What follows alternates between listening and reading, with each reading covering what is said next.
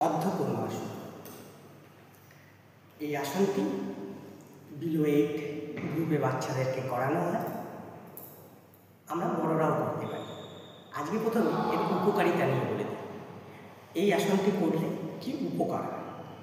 আমাদের যাদের পেটে মেদ আছে, আমরা মেদ কমাতে চাই, তাদের জন্য কিন্তু ভীষণ। দ্বিতীয়ত, আমরা যারা পেটের সমস্যায় ভুগছি দীর্ঘদিন ধরে, সেই সমস্যার জন্য আমরা কিছু আসন করতে চাই। অবশ্যই আপনাদের চার্টের মধ্যে প্র্যাকটিসের মধ্যে অর্ধকর্ম আসন রাখবেন। কেন? এবার তাহলে কারা করবেন না? যাদের কোমরে একবারে পেন আছে, যাদের কোমরে প্রচণ্ড ব্যথা, তারা কিন্তু এই আসন চেষ্টা করবেন না। কারণ এটা আমরা front bending posture, front bend করলে আমাদের কোমরের ব্যথা কিন্তু বাড়তে পারে। আর কারা করবেন না? যাদের হাঁটুতে অ্যাকওয়ার্ড সমস্যা আছে, আর্থারাইটিস আছে, হাঁটু নড়তে পারেন না, তারা করবেন না। করলে তাদের কিন্তু সমস্যা বাড়তে পারে।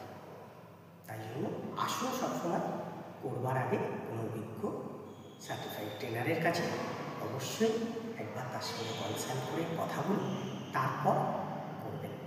এবার আমরা দেখেন অর্ধকর্ম আসন কেমন করে করতে হয়। অর্ধকর্ম আসন করবার নিয়ম হচ্ছে আমরা বজ্রাসনে বসব। বজ্রাসন কেমন করে করি এটা দেখতে হলে আগের ভিডিওটা আপনাদেরকে দেখে নিতে হবে। আমরা আগের ভিডিওতে বজ্রাসন দেখিয়েছি, তাহলে একবার আমরা দেখিয়ে দিচ্ছি।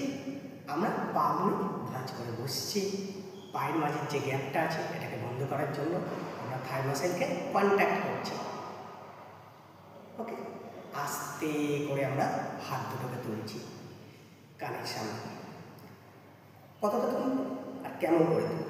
আমাদের কানের লতি যেন বাইরের দিকে থাকে আর হাত একদম সোজা থাকে, হাতের মাঝখানে কোনো ফাঁকা থাকবে না। আস্তে করে আমরা এবার শোব, চেষ্টা করবো কি বডিটাকে পুরো পেস্ট করে দিতে এবং নাক এবং কপালটাকে মাটিতে ঠেকানোর জন্য।